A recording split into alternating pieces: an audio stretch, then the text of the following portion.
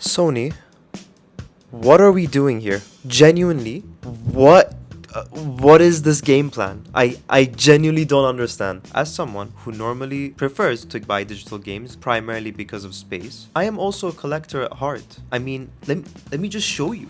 Like, genuinely. See, I have a bunch of manga that I love and I love to collect.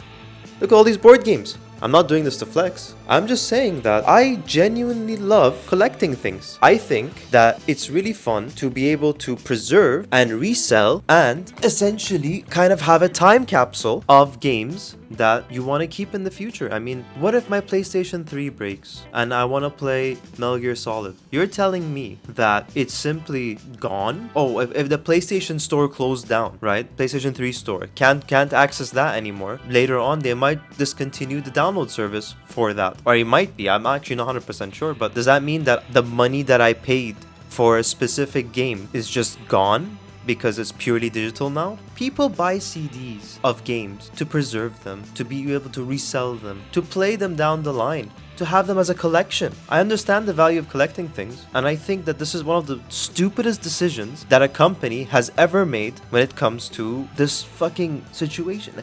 Who thought in their right mind that, yeah, let's just discontinue physical media? Look at how many games have been preserved from the NES era. How many games have been preserved from the PlayStation 1 era, the Sega Genesis. All of these really amazing games that are not available today to play on regular media unless you emulate them. But because of the work of these people who have love for these games and want to keep it basically around through the ages, kind of like, I mean, this is a bit of an exaggeration, but think about historical artifacts. You have wonderful statues, wonderful weapons and swords and armor and stuff that have been preserved since 19 whatever, the 1600s, the 1700s, the 1800s, like really rare coins that show to the later generations in life that this was something once upon a time. And this move that Sony is doing is essentially destroying that aspect that helps us lend down things to the next generation. What if we don't have the CDs for like GTA 3 and it wasn't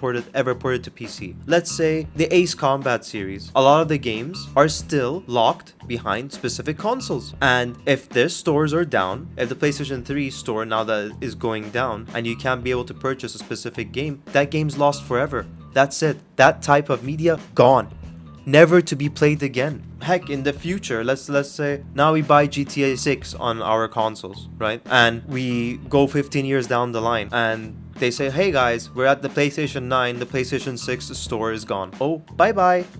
There goes your GTA 6 because there was no physical discs of it. What if I played the full game and I decided, hey, there's a new game that came out and somebody else wants to play it. I just want to trade the game real quick. And, can't do that anymore. Haha.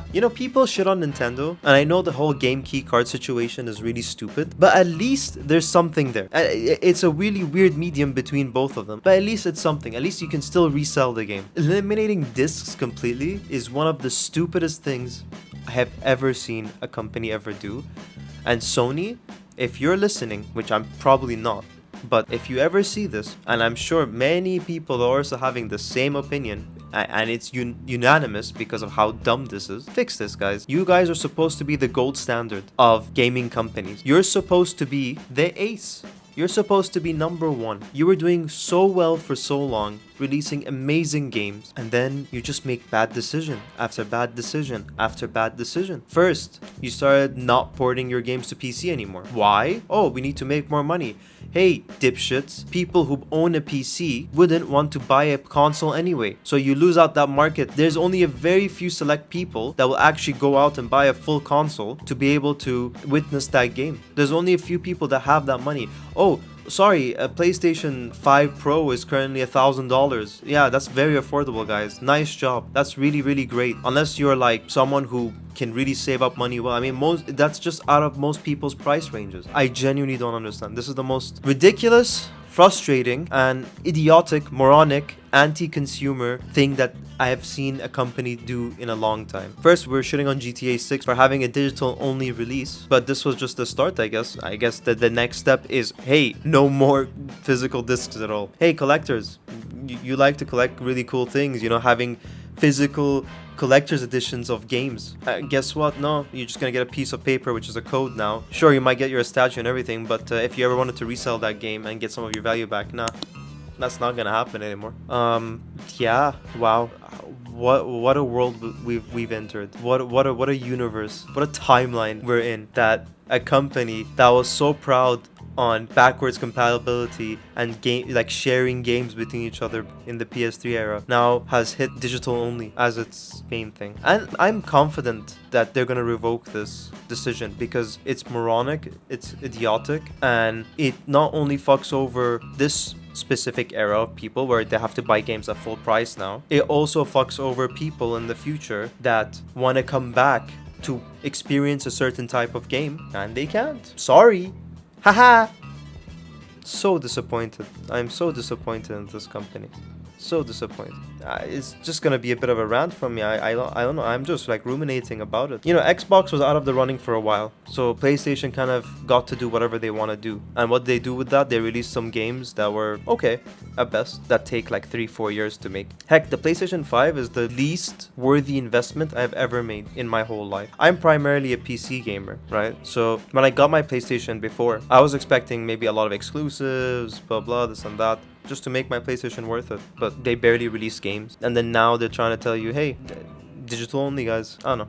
I don't know. I don't even know where my thoughts are right now. It's just absurd. It's so absurd. Like, for me, right? Personally, I'm not gonna pretend like I'm a consumer of physical media. Like, I don't buy CDs of games. I rarely buy collector editions of video games, right? But I'm a collector of other things, right? I like to get comics, manga, rare figures, board games with their, you know, Kickstarter and all of these things. As like a collector, it just hurts my heart. It genuinely hurts my heart that why are companies like this? Like, I don't understand. Why are companies like this? Why is it when you have something working and you have things bringing in you money and okay, bro, let's say you made 50% of, or like, what is it, 25% this month, but the next month, oh, you went down to 24%. Sorry, bro, my bad. 1% difference. Oh, you lost $100,000. You're still a multi-billion-dollar company. Who gives a shit? Your next quarter, your next profit, whatever, will be better. It's up and down. It's fine, but making your fan base, the people who consume your content, hate you, that's when the problem is. That's where the main issue is, guys. So many companies are doing this. So many companies. I just don't get it because they just want the most marginalized profit and they just miss the big picture of how damaging their actions can be. Like, it's genuinely so stupid, so dumb. And I'm not talking only now. Now maybe my rant's gone somewhere else. This isn't something that's only in the video game industry. So many other industries are doing the same thing.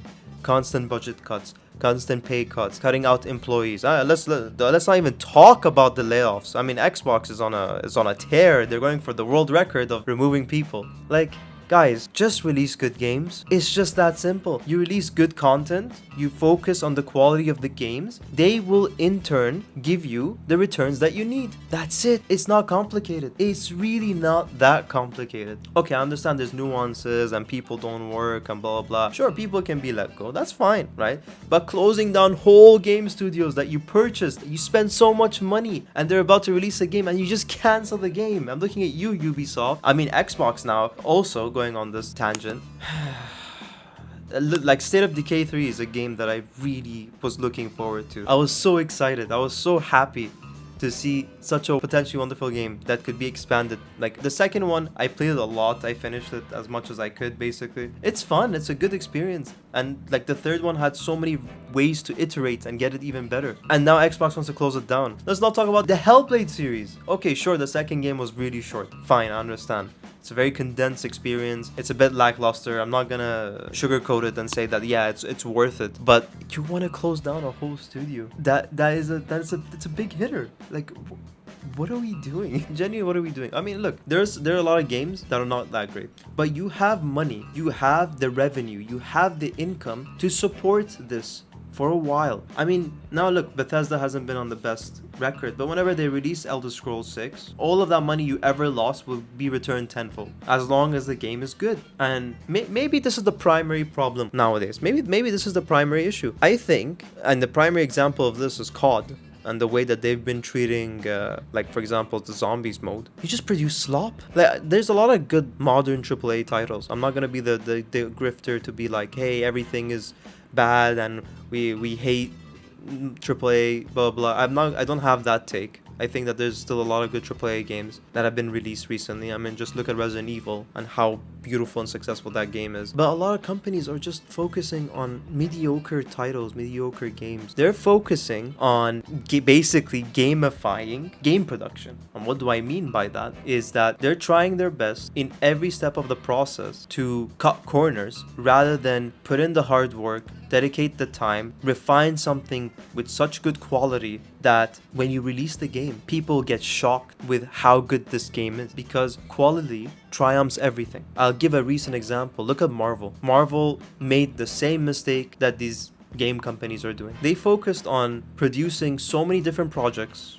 without them either linking with each other or not having a good story in general, and it's just kind of random and all over the place. And when push comes to shove, the quality started deteriorating. The writing just kept going down and down and down and down and down. And only when they saw that there was a serious hit to the revenue and people are not going to go watch their movies, they start to realize, oh no, damn, wow, when we produce shitty content, people won't go and watch. Wow, it's mind-blowing. But now they locked in, and I would say from 2025 to 2026, majority of their projects have been of really high quality. Sure, okay, I have opinions. For example, Fantastic Four has a lot of it. I mean, it's a great movie until the ending, and it just lost me because, you know, Galactus just forgets to do anything. But that aside, I mean, you look at stuff like the Thunderbolts, you look at stuff like Daredevil, you look at now we're gonna have Spider-Man coming out, you look at the X-Men 97 show, which is like one of the best things I've ever seen. Unironically, like Marvel projects wise, mind-blowing. It's so good. And it goes to show that when you limit your scope down and focus on good quality game, you get something wonderful that comes out. And when you fund studios and you give them the chance to breathe and you give them the opportunity and empower the people to be able to create a game that's so fun, divisive, let them take the risk, guys. First of all, video game budgets shouldn't be as ridiculous as they are. I just realized I have gone completely off track on what we're on the PlayStation disc, and now I'm talking about video game budgets. How did I get here? I just kept yapping and ended up somewhere else. Alright, let's re-relate back to the original topic, which was, hey Sony, revert your decision and go back to being a good company. If you want a great example, look at Capcom, produce better games, and you won't have to cut physical media and cut these weird corners just to save marginalized budgets. Alright? Okay. The way you think it's gonna work, it's not. Believe me, it's not. it's not gonna be like, oh, just because we're cutting physical media, we're gonna make more money. That's not how that works. People are just gonna not buy the games. You treat your customers like trash, and it's certainly eventually there's gonna be a threshold where people will be apathetic and won't care. Yeah, and the Wolverine game better be good. I'm gonna fucking kill you guys if it's not great. But you know, through all of that, on a positive note, I do think genuinely that this is just shareholder executive nonsense, and I do feel like they're probably gonna, due to the backlash, go back on this decision, walk back on it. So I don't think we need to worry too much. I think that people will come to their senses eventually, so we don't need to worry too much about that. I just hope that things get cheaper. Just overall, everything's so expensive nowadays. Just side note, like, what are we doing? Why is the buying power of my currency so weak nowadays? Even though I've tried my best to make a good amount of money, it's just what do we do? This decision, maybe this is a take that makes no sense, but I feel like this decision is a reflection of how the society of the modern world is run right now. This is literally a reflection of putting dumbasses into higher power. Let's not say dumbasses, forgive me.